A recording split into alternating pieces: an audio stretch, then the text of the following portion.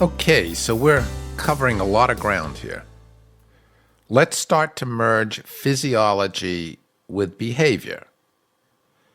The physiological mechanism that needs to be regulated for performance anxiety is adrenaline. Adrenaline is energy and power. While core work involves identifying how the negative association to adrenaline was learned, controlling this energy in real time requires skills acquisition. The skill that needs to be learned and implemented is surfing. When I'm doing beach time, I like to watch the surfers. The surfer goes with the wave. He or she accepts the energy that's coming and goes with the power. This is a metaphor. Adrenaline is the wave. You want to surf it. Surfing is your priority technique because it's your most direct, natural method for controlling adrenaline, which is a requirement for not being noticeably nervous. Here are the basic steps for surfing. Number 1, realistic expectations. This means the adrenaline is going to be there in a challenge situation. Do not waste any time hoping it will not. Number 2, this is the hardest, accepting the wave, going with it, accepting it, with the interpretation that it's your power. Number 3, going with the wave with 1 or 2 diaphragmatic breaths.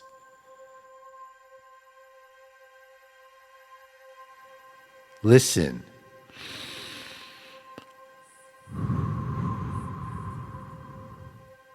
Inhaling the oxygen, exhaling the tension.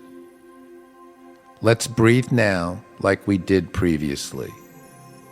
Taking a long, slow, deep breath through your nose. Now slowly exhale. 4, 3, 2, 1.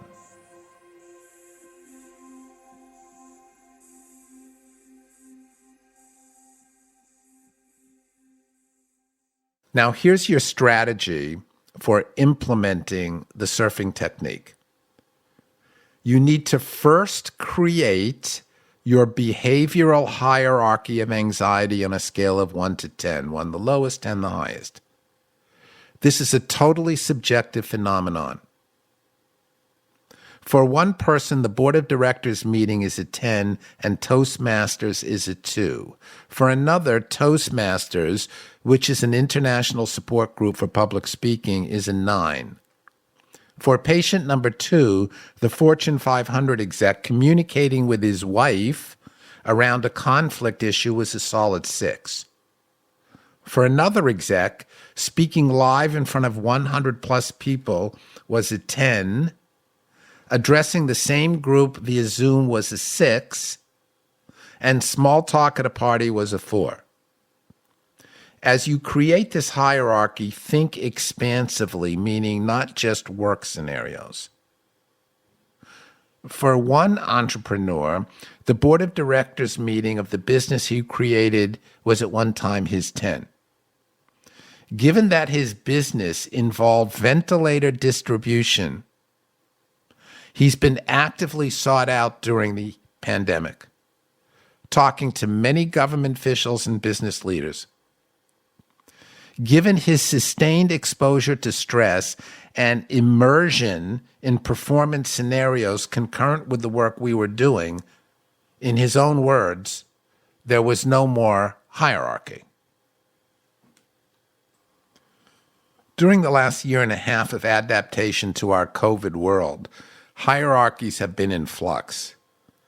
Many patients are challenged with re-immersion back to the office from the world of Zoom at the time I'm putting this podcast together. Once you have created your hierarchy, you need to determine at what number do actual waves start for you. This will take some time and intention. Again, this is totally subjective, and this process is complicated for most people. For example, let's say your wave started at number 3. You want to practice going inside and becoming aware of your interoception at lower levels, meaning at levels under 3. This is cross-training and paradoxical to what you are accustomed to. You need to start making the acquaintance of your adrenaline before you can make friends with it. You need to embrace the awakening energy. So your objective is to describe in as much detail as is possible the internal physical sensations of adrenaline before the adrenaline becomes a wave. Integrating biocard awareness into your daily life can go a long way in helping you develop your interoceptive skills.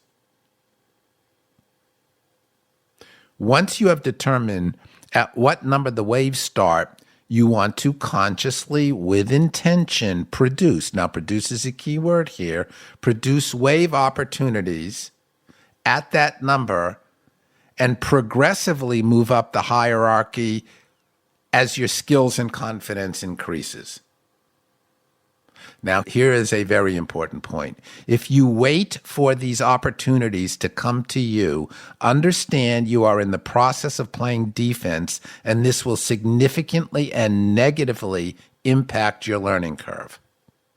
Now, I understand that it's a good bet that you will be faced with higher numbers on your hierarchy as you begin the surfing process. That said, you will be forced to practice your skills at this level. But not practicing at a lower level will be unproductive. If you believe that quality skills acquisition and surfing should start at high levels, this is an unrealistic expectation that is symptomatic of perfectionism. This thinking usually doesn't work well, unless you're a superstar. Realistic expectations are a component of how you think. This is cognition. Let's start now to integrate cognition with your introduction to physiology and behavior. Borrowing from the psychology of transactional analysis is the concept of mind states. This is a powerful tool if you give it intention. There are 5 mind states that make up one's personality. There's no such thing as a bad mind state. The issue is synergy or balance. Please go to the area of concern, performance anxiety, at the website and scroll down until you reach the graphs titled Performance Anxiety Unresolved and Performance Anxiety Resolved. You now have a picture of what therapeutic success looks like. All too often, something like this is not available. Your goal is to learn what each state is. This is the first step for developing what I reference as a high-performance mind. I define this as a proactive state of achieving health and happiness. Obviously, performance anxiety can be a major deterrent to this process. Think of mind state work as a tool to add to your technique arsenal along with surfing. That said, transactional analysis is a psychotherapy unto itself. Your performance anxiety is pictured by what looks like the twin towers on the top graph. The left-hand tower, your internal critical script, is the energy of values and judgment. Common to my patients has been the critical script of, you need to be successful. Okay, this certainly makes sense. The problem is that not controlling this injunction in its excess causes the strain and pain located in your adapted child. In other words, the excessive critical script drives the problem of performance anxiety, which is in the adapted child mind state. The adapted child is learned behavior. You were not born with performance anxiety, you learned it. The two states together function as a reflex. Think of it as a mind tic. This is not a neurological issue. rather a deeply ingrained psychophysiological dynamic. Patient number 13 was a lawyer who was considering running for political office. He experienced hyper-hidrosis. Hyper-hidrosis is excessive sweating. It's a physiological condition driven by stress. Once in a business meeting, he started sweating and, I quote, controlled his critical script and the sweating stopped a minute later. This does take some work. His interview titled Performance Anxiety and Hyperhidrosis Resolved Without Medication, Successful Lawyer is at the website. An important note here. One of the reasons that alcohol is the drug of choice for performance and social anxiety is that it lowers the Twin Towers. The problem is that it depresses the energy across the board with all the mind states. There are several interviews at socialanxiety.com that can enlighten you to the issue of alcohol and performance anxiety. The therapeutic objective of mind state work is to grow the nurturing parent, adult, and natural child. When this occurs, synergistically, the critical parent and adapted child will decrease. Across the board, all my patients enter treatment with a nurturing deficit. Nurturing is a multidimensional phenomenon. It means provide support, promote growth. A huge component is self-acknowledgement. Given the ongoing strain of your success-driven critical script, it's super important to create a functional definition of success as a foundation to your nurturing self. If you are still listening to this podcast, it's a good bet that your definition is career and financially driven. Indeed, these are important variables. My definition of success, crafted over 7 decades, is being in a good mood. There are numerous and complex variables that determine this phenomenon. I recently refined my definition to include, this is a big word here, eudaimonia, eudaimonia, thanks to an article in the January 31st, 2019 Wall Street Journal titled Aristotle's Pursuit of Happiness. I understand it to mean discovering your passion and being the best version of yourself. Sounds perfect, right? Performance anxiety can certainly get in the way of this. The nurturing deficit runs the spectrum from obvious and overt to subtle and complex. The nurturing deficit can be considered a variation of trauma. An example of obvious trauma is patient number 4 who developed a $500 million business. His mother was an abusive narcissist, mentally and physically, as was his first wife. A more subtle example is patient number 7, the CEO of a highly successful small business and D1 catcher. He loved and respected his father dearly. It was this love and compulsion to please and take care of which caused his pathological strain. Compulsion, again, is a key word here. Complex trauma includes the process by which emotions were learned to be repressed. Think for a moment. What was the emotional culture in your family? Was emotional expression encouraged? Nurturing includes developing the process of introspection and the learning and implementation of technique. It includes self-acknowledgement on an emotional as well as a cognitive or thinking level.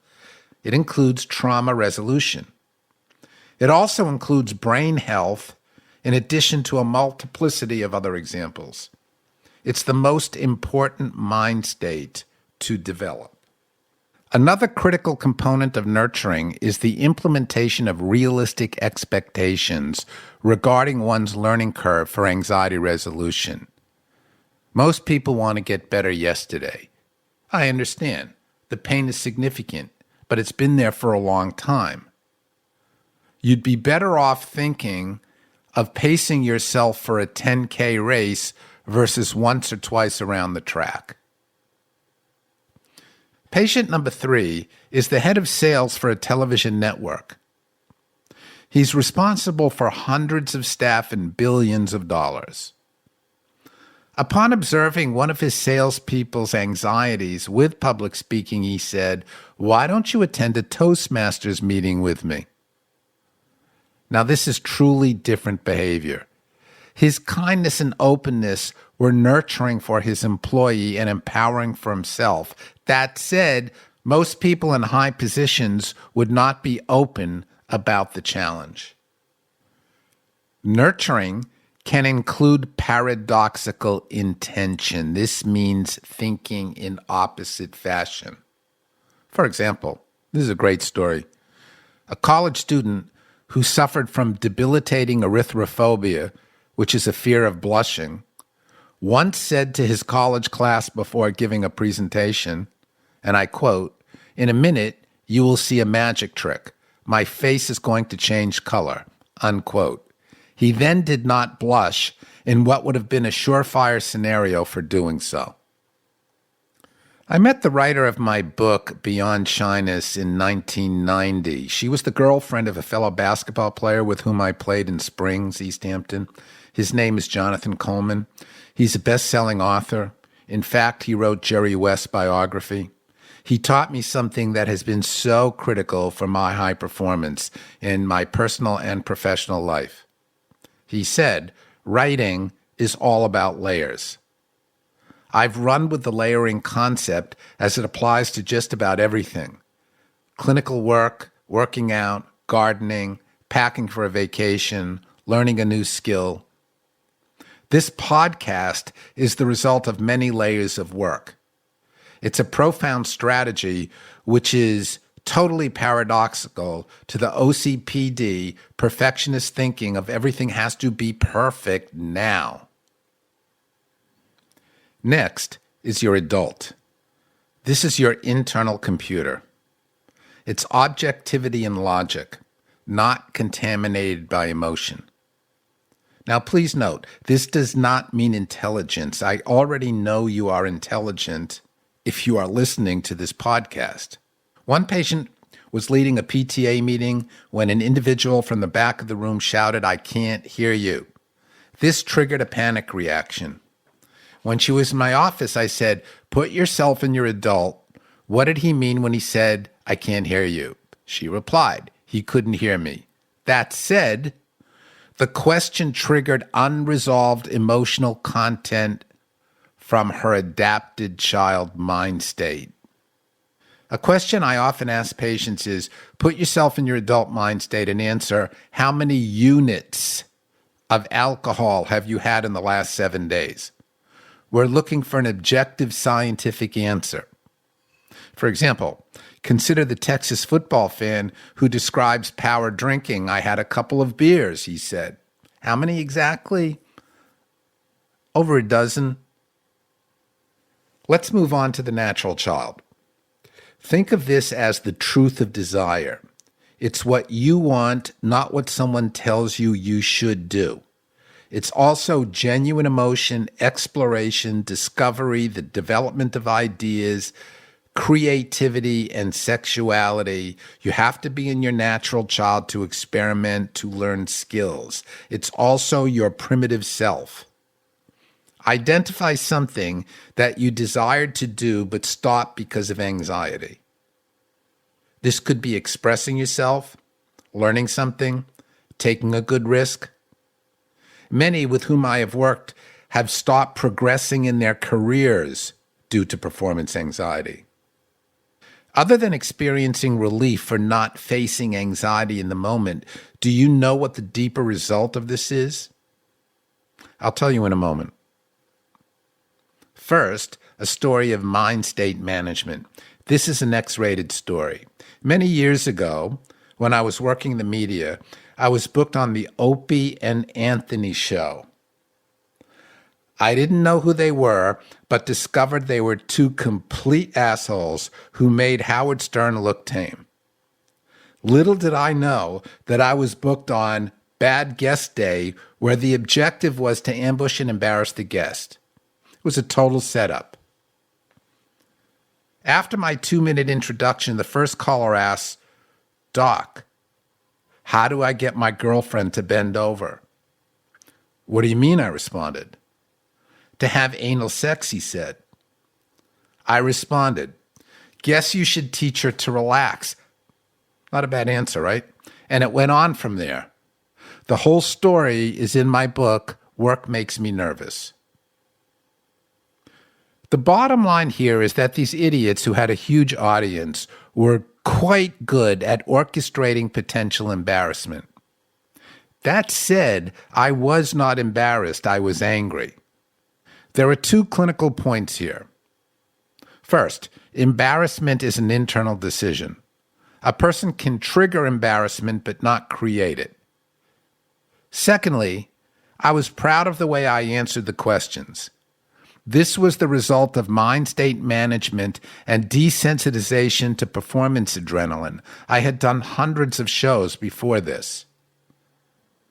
Confidentiality is a key component in treatment. That said, in the following story, the patients gave permission to use their name. Kirk Reeder pitched for the San Francisco Giants. He won the most games for the team as a left-hander. The Reeders worked with me to resolve their daughter's selective mutism. The interview, Selective Mutism and Professional Baseball Player, can be found at the website. I once joked with Kirk asking, "Did you ever have a bad game?" He responded, "I was losing 6-zip in the first inning to the Rockies with no outs." I asked, "How do you deal with that?" He responded, "I have to pitch every 5th day, so what I think about is what do I have to do to be better the next time out?" Now, isn't that the perfect winning psychology, also known as next play? It's important to consider what gets in the way of this thinking. The answer? Too excessive and internal critical script and challenged self-esteem. Let's go back to the question, do you know what happens when your critical script prevents your natural child from activating?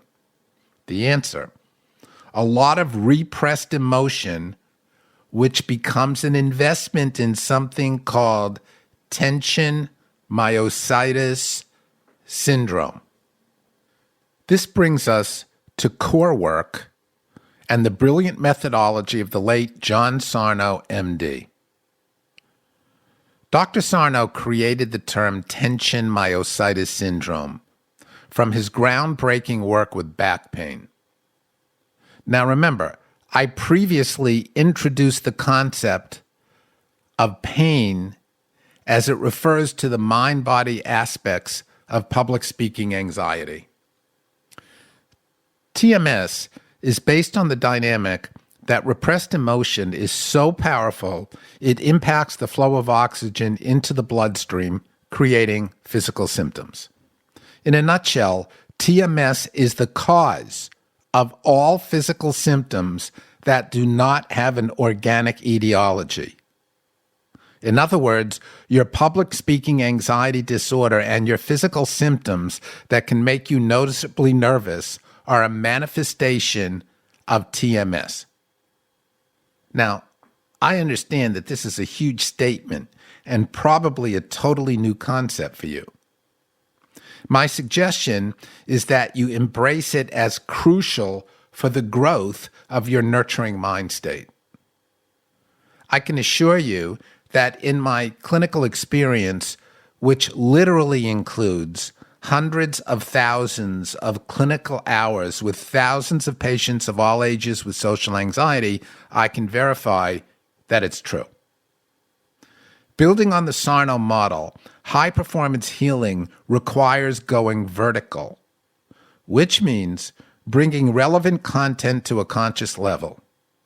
This is what most people find difficult and want to avoid. Concurrent to vertical work, it's necessary to cross the bridge to one's emotional self. This means attaching to the emotional energy that lurks in one's reservoir. This is energy that needs to be channeled in real time.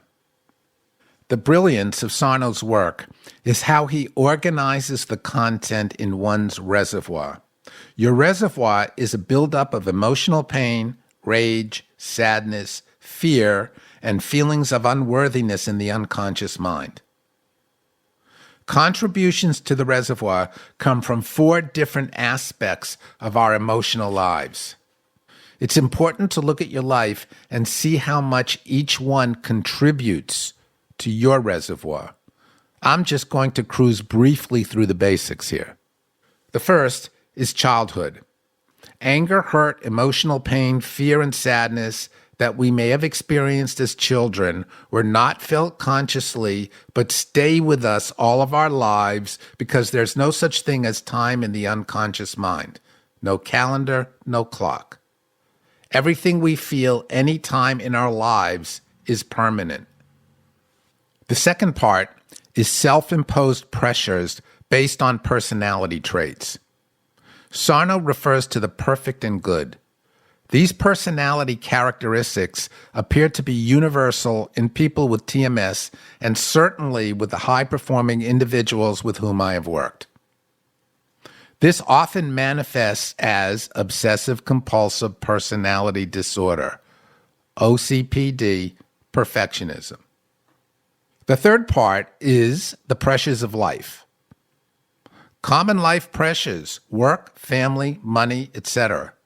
These are pressures that most people are aware of, but they have a great influence because of the way we relate to them unconsciously as well as consciously. For example, everyone hates the idea of aging and mortality. Most people tend to philosophize them away. The unconscious is not philosophical. It is enraged by the idea. Part 4 is about other emotions, including guilt, fear, shame, and loss of control. When you experience anxiety and the fear of being noticeably nervous, as well as any physical symptoms that do not have a biologically organic cause, your reservoir is overflowing. Core work involves bringing issues in one's reservoir vertical into one's consciousness and crossing the bridge from the intellectual or conceptual mind to one's emotional self. The emotional energy that lurks in one's reservoir needs to be processed to ensure control of that energy in real time. If this does not happen, the reservoir will overflow and physical symptoms will occur. In the November 2013 Harvard Business Review, Susan David and Christina Congleton discussed the importance of labeling emotions as transient sources of data important for success in business. This labeling process creates emotional agility, which is defined as an individual's ability to experience their thoughts and emotions and events in a way that doesn't drive them in negative waves, but instead encourages them to reveal the best of themselves. A good picture of emotional agility is the resolve performance graph that you looked at under the performance anxiety area of concern. Let's take this a step further. The Latin derivative for the word emotion, emotere, E-M-O-T-E-R-E, literally means energy in motion. Think of it. Is that not profound? Energy in motion equals emotional agility if you are in control of the energy. This requires introspection and channeling. If you detach, if you disconnect from the emotions, the energy will control you. Patient number 5, the genius in complex systems, said at the beginning of treatment, "Feelings are a nuisance." Another patient, a Wall Street analyst, said, and I quote, "Feelings are a luxury." His reservoir includes growing up with immigrant parents who worked all the time. There was no downtime. I suggested that he take 10 minutes a day to meditate. At first, he could only go 20 seconds before becoming impatient and distractible. This behavior and emotional state is the result of the conditioning to be always on. It's complex trauma. Another patient was a scientist. When journaling for her treatment sessions, she would put a number, 1 to 10, after each emotion that she experienced. For example, when you last experienced anger, pride, or frustration, what was the intensity of your emotere? Developing agility requires identifying the specific emotion and its relative intensity. This process is critical for nurturing mind state growth. Neuroplasticity is defined by Wikipedia as the ability of neural, that's Neural, networks in the brain to change through growth and reorganization. According to medicine.net, neuroplasticity is the brain's ability to reorganize itself by forming new neural connections throughout life. Neuroplasticity is also called brain plasticity or brain malleability. The objective of the technique and core work discussed in this podcast is to create neuroplasticity. A vision of neuroplasticity is your after egograph given your current anxiety baseline. Often, due to the significantly ingrained psychophysiological reflex at play with public speaking performance anxiety, a pharmaceutical strategy can be employed to facilitate neuroplasticity. This is especially true when the obsessive worry and rumination dominate. I'm going to give you the very basics here. Prescribing ideally should be in the hands of a competent psychopharmacologist. This is because it's important for the prescriber to be aware of comorbid conditions, overall variables of chemistry, and titration levels. But often, a general practitioner can do the job.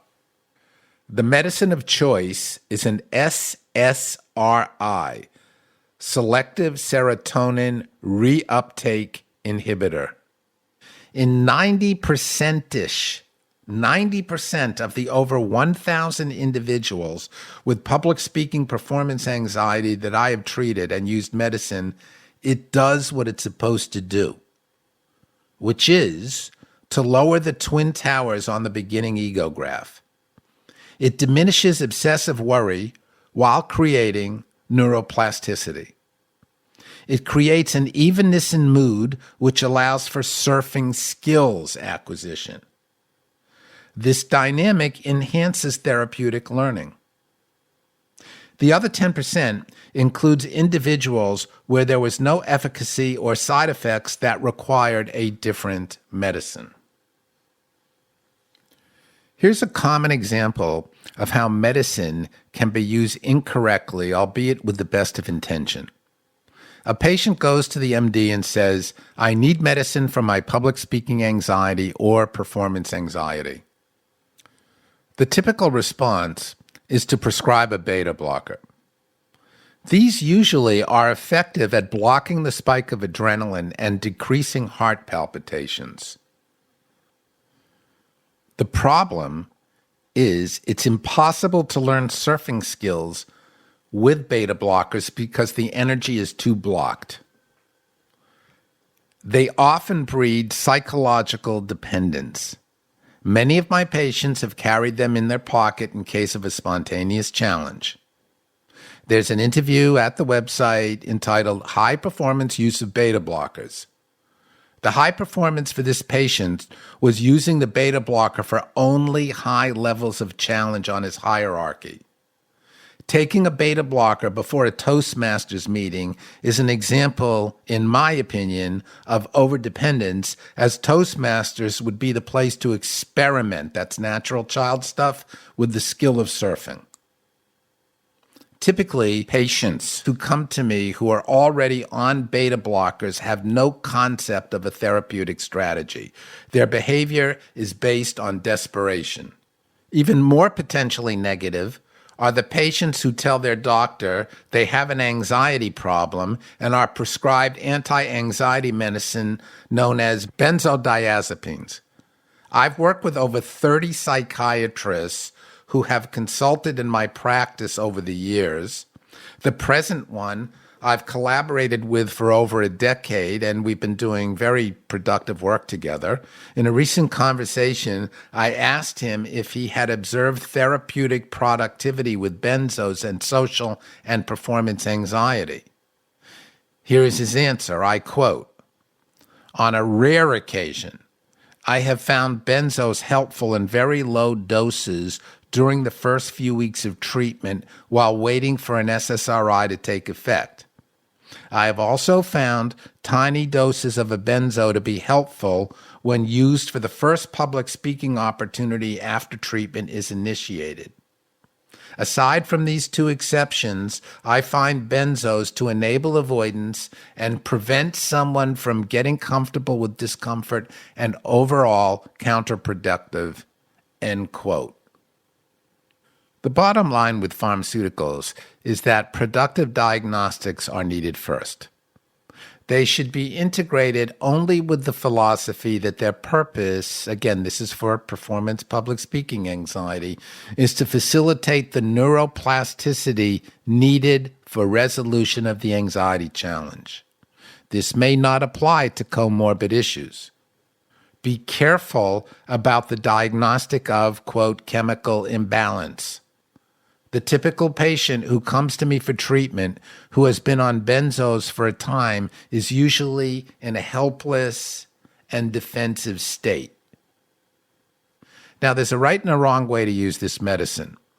Remember the entrepreneur I referenced who distributed ventilators during the pandemic who had no more hierarchy? When I suggested an SSRI, he went to his MD who said, "I know a lot about SSRIs. I've been on one for 10 years.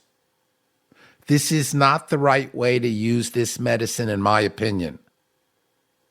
My patient went on the medicine, the purpose of which was to facilitate his therapeutic work, and went off the medicine approximately 9 months later.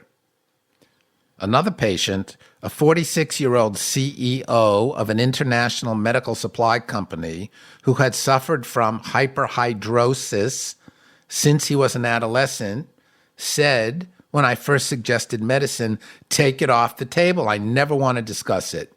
That said, with the combination of his therapeutic work and medicine, he became a rock star with public speaking, and his career grew exponentially. The problem? He did not want to get off the medicine. So here's the moral of the story. Medicine can be highly effective if used the right way. All too often, it's not. My suggestion to patients who go on an SSRI is to think of it as a metaphorical pregnancy. Invest in the belief that you are using it for approximately 9 months to facilitate your therapeutic work. If you are thinking of running to a doctor now for an SSRI without appropriate therapeutic work, you are falling into a trap. The irony here is that I started my clinical practice in 1978 using biofeedback to treat stress-related disorders. My mindset at the time was to get people off medicine. I learned many skills during this clinical process. Decades of experience later, merging these skills with productive pharmacology has resulted in profoundly positive clinical results. Now, I've covered a lot of ground here. You now have a map or blueprint for your surgical mind work based on the most successful clinical experience anywhere with public speaking anxiety disorder. There's plenty of valuable content at socialanxiety.com, including treatment information and self-help resources. Stay tuned for continuing podcasts. I wish you high performance.